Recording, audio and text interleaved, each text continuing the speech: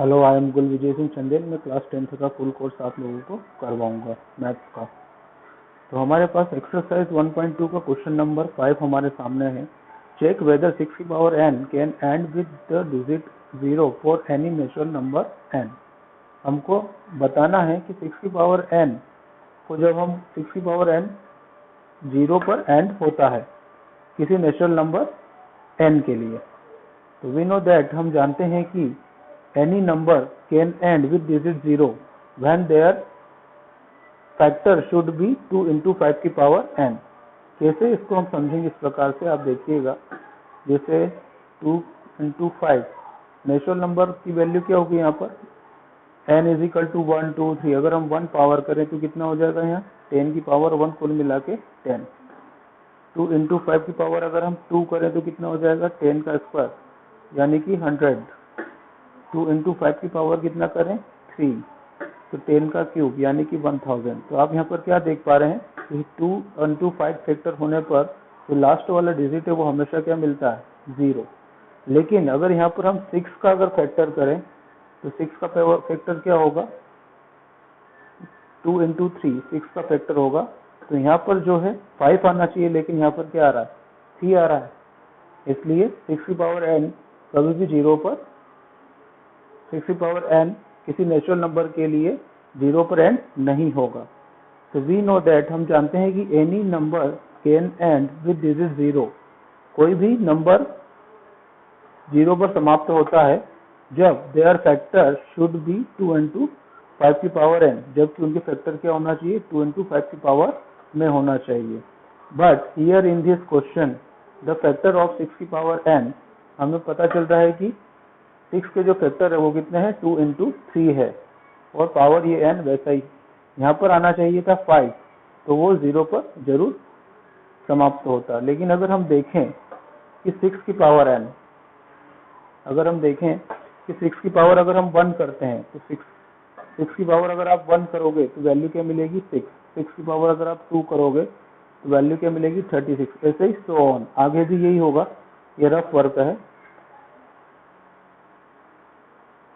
6 की power n अगर हम करते हैं तो हमें क्या मिलता है, लास्ट में nth डिजिट क्या मिलता है, 6 मिलता है। तो 6 की पावर नेचुरल नंबर करने पर हमेशा वो नंबर किस पर खत्म होगा, 6 पर खत्म होगा। For example if n natural number, मान लेते हैं कि n क्या है, नेचुरल नंबर है, तो n की वैल्यू क्या क्या हो जाएगी, 1 2 3 4 और उसके आगे भी सो ऑन। तो जब हमने ये n की जगह पर 1 रखा तो 6 की वैल्यू क्या आ गई, 6। जब हमने n की जगह पर 2 रखा तो कितना हो गया, 6 6 36। इसी प्रकार हमने जब n की वैल्यू 3 रखी तो 6 6 36 में फिर 6 का इंटू करने पर 216, इस प्रकार से। तो इससे हम क्या नतीजे पर पहुंचते हैं कि 6 की पावर n कभी भी 0 पर एंड नहीं होता है। अब क्वेश्चन नंबर 6 हम देखते हैं। Explain why 7 into 11 into 13 plus 13 and 7 into 6 into 5 into 4 into 3 into 2 into 1 plus 5 are composite number. हमको बताना है कि ये जो नंबर है वो क्या है, कंपोजिट नंबर है। तो कंपोजिट नंबर की डेफिनेशन क्या होती है कि हम कंपोजिट नंबर के बारे में जानते हैं कि ऐसा नंबर जिसके 2 या 2 से अधिक फैक्टर होते हैं वो कंपोजिट नंबर कहलाता है। तो यहाँ पर हम देख लेंगे जैसे हमने फर्स्ट नंबर लिया यहाँ से 7 into 11 into 13 plus 13 13 plus 13, ये वाला हमने फर्स्ट नंबर लिया है। तो यहाँ से हमें क्या दिख रहा है कि ये 13 और ये 13 ये फर्स्ट टर्म माना जाएगा पूरा की पूरा, और जैसे ये प्लस आया तो इसके बाद ये जो टर्म होगी वो सेकंड टर्म हो जाएगी। मतलब कोई भी नंबर्स हैं प्लस या माइनस आता है तो वो टर्म को अलग अलग कर देते हैं। तो ये जो है ये फर्स्ट टर्म हो गया, 7 into 11 into 13 फर्स्ट टर्म हो गया, फिर प्लस आया, तो सेकंड टर्म कौन हो गया, 13। तो दोनों में हमें क्या कॉमन दिख रहा है, 13 कॉमन दिख रहा है, हमने उसको कॉमन निकाल लिया। जब हमने यहाँ से 13 को कॉमन निकाला तो बचा क्या, 7 into 11 प्लस यहाँ से हमने 13 को कॉमन निकाल लिया तो पूरा की पूरा 13 बाहर निकल चुका है। तो इसके इंटू में कुछ नहीं, मतलब हम मान सकते हैं कि यहाँ पर 1 है, क्योंकि 1 का इंटू हर नंबर्स में होता है। तो यहाँ पर क्या बच जाएगा, 1। अब 7 11 में 7 का इंटू करेंगे तो कितना आ जाएगा, 77 प्लस 1। 77 में अगर 1 को ऐड करते हैं तो कितना हो जाएगा, 78। अब आप यहाँ देखोगे कि 13 यहाँ पर कितने फैक्टर हो रहे हैं, 13, और दूसरा फैक्टर क्या हो रहा है, 78।